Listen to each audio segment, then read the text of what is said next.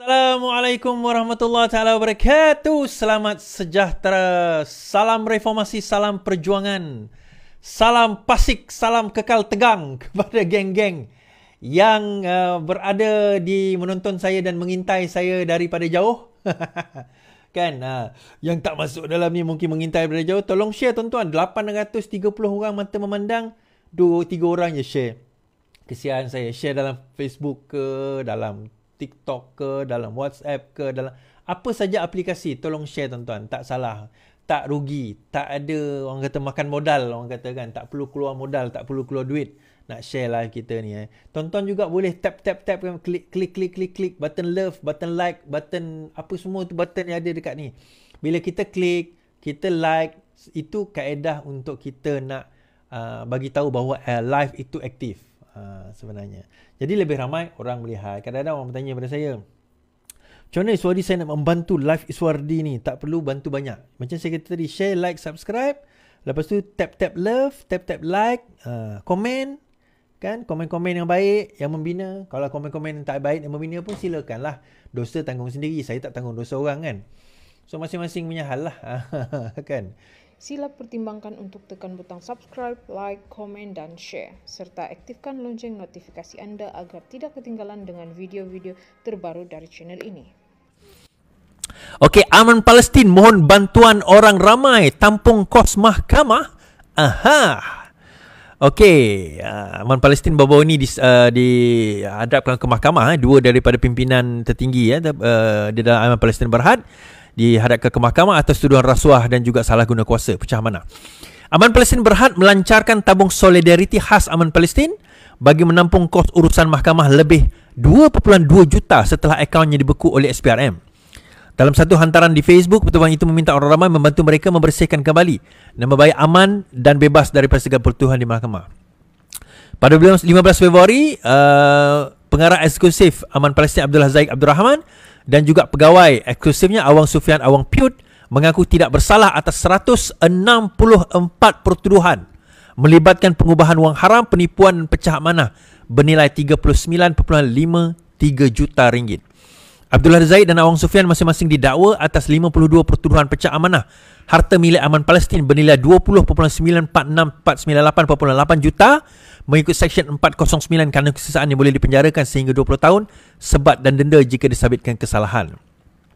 Mereka juga didakwa secara bersama bagi 19 pertuduhan penipuan dengan memperdayakan Aman Palestin menyerahkan wang keseluruhan 39.15 juta kepada Samudera Cempaka Sdn Bhd bagi pembelian emas seberat 2 hingga 12 kilogram.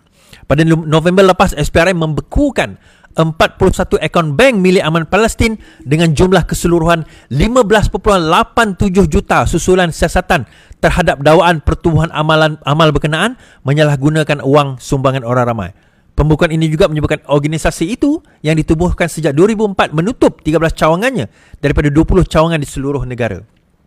Pada 13 Februari, pengurus Jabatan Media dan Dokumentasi Aman Palestin Ismail Muhammad Jufri dilaporkan berkata hampir 100 daripada 150 kaki tangan mengambil cuti tanpa gaji. Susulan tindakan SPRM bekas Perdana Menteri Datuk Mahathir meminta Seronja itu membenarkan Aman Palestin menghantar bantuan 10 juta kepada rakyat Palestin. Pada 1 Februari, Aman Palestin merayu agar membatalkan pembukuan ke atas 11 akaun banknya.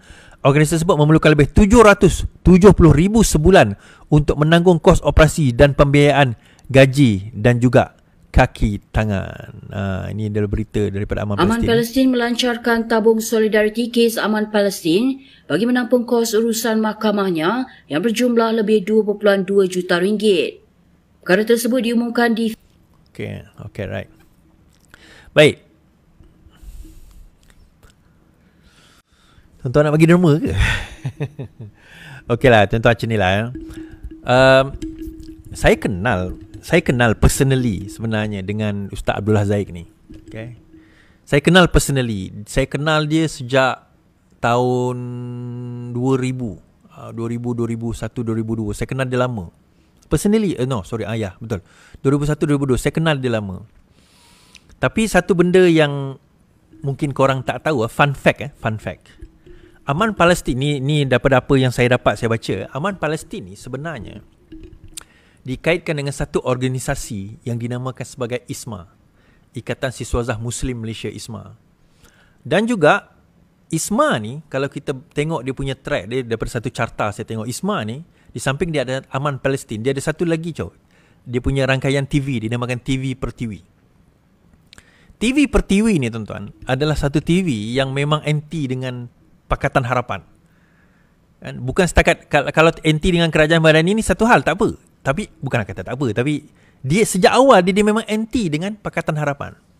Dan kalau korang ingat, ISMA ni dulu awal-awal dulu dia pernah ada satu parti nama Berjasa. Bertanding menggunakan nama Berjasa atas tiket ISMA pada waktu itu. Dan satu kajian digunakan orang kata satu kajian dibuat mengatakan bahawa sebenarnya antara yang kuat pada PRU ke-15 dahulu menunggang dan mengangkat PAS bukan PAS sendiri tetapi ISMA. Dan fun fact juga, tuan-tuan tahu tak, yang buat filem Mat Kilau itu, producer dia adalah orang ISMA. Sebab itu kenapa pada masa itu, just the right time, dia main sentimen Melayu masa tu, Melayu Islam untuk filem Mat Kilau itu. Sebab ISMA ni memang satu so-called badan dakwah, tetapi dia lebih incline kepada, dia bukan agama Islam satu hal lah, tapi dia adalah patu badan dakwah yang sangat berat ke arah nasionalisme. Dia sangat berat ke arah nasionalisme. Sebab itu dia punya slogan, kalau tak silap, Melayu bersatu, Melayu is something to do with Melayu lah. Kan? Something to do with Melayu. So, yelah, ikhlas mula-mula tu ikhlas lah. Saya tak menuduh apa-apa kan. Ikhlas tu mula ikhlas. Tetapi dia dah mula out of their ways sebenarnya. Kita tak ada masalah siapa nak join politik, silakan. Tetapi bila dia menggunakan kaedah yang bagi saya sangat mengelirukan kepada pengikut-pengikut dia, dengan cara mengatakan bahawa inilah ajaran Islam, inilah kaedah yang diajarkan oleh Islam, inilah dakwah Islam. Dan dia menggunakan sentimen-sentimen seperti Palestin kan, perjuangan Palestin, antara lainnya bangsa Melayu kan, agama Islam, which is not wrong. Tak ada siapa salah nak berjuang untuk Palestin, berjuang untuk Melayu, berjuang untuk Islam. Semua tu tak salah. But then again, bila digunakan kesempatan, saya tak tuduh ISMA buat macam tu, tetapi bila gunakan kesempatan-kesempatan ini untuk ride on, itu kelebihan mereka. Dia pandai ride on, apa orang kata, sentimen untuk nak meraih simpati kita. Dan sebab itu, kenapa saya kaitkan cerita ini, sentimen PAS, saya kaitkan dengan cerita Maula yang penipu daripada Maghribi, yang dikatakan bukan sebenarnya Maghribi sendiri, Morocco sendiri kata dia tak kenal pun Maula itu, dan tak ada pun Maula itu daripada keturunan Rasulullah SAW. Kenapa orang Melayu kita mudah terpana dan terpesona dengan cerita-cerita Islam dan Melayu ni, tuan-tuan? Kenapa? I think one of the biggest reasons, satu alasan dan sebab sebenarnya, sebab kekurangan ilmu di kalangan orang Melayu kita sendiri. Sehingga kita tak dapat mengenal. Saya tak salahkan orang Melayu kita, kadang-kadang kita ni terkeliru. Ustaz ni berceramah, ustaz ni berceramah, ustaz tu pun berceramah, ustaz ni berceramah, ustaz ni pun boleh ceramah. Lalu kita assume semua ustaz-ustaz dan ustazah-ustazah ni, semua ceramah dia betul dan semua ceramah dia menuju kepada kebenaran. Kita assume, terus kita assume blanket macam tu dulu. Takkanlah kita nak kata dia orang tu salah. Bukan. Kita tak kata salah. Tetapi kita kena letak filter. Now, nak letak filter, nak ada filter tu, kita kena ada ilmu. Okay, aku ni tak ada ilmu. Pandai pun tidak. Yalah, aku walaupun ada PhD, tapi aku tak bukan mengaji agama. Dan kena cari orang kita boleh percaya tentang ilmu dia.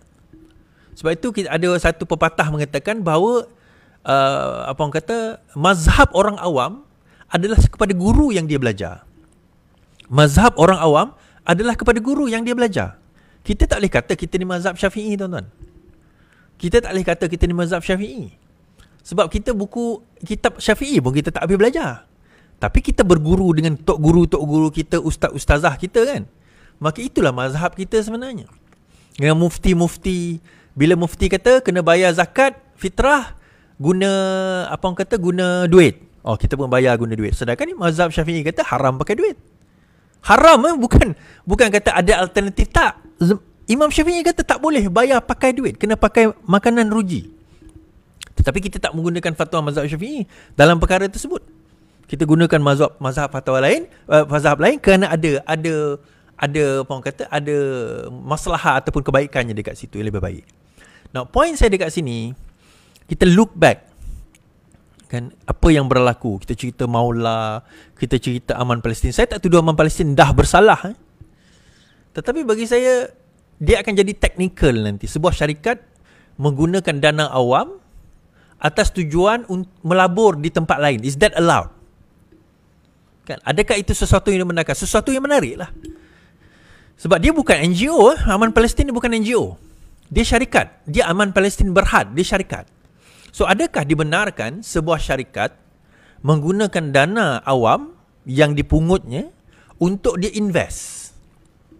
Dia bukan curi duit tu. Kita tak tuduh dia ambil duit tu. Maksudnya dia 1 sen pun dia tak bagi kat Palestin. Kita tak kata macam tu.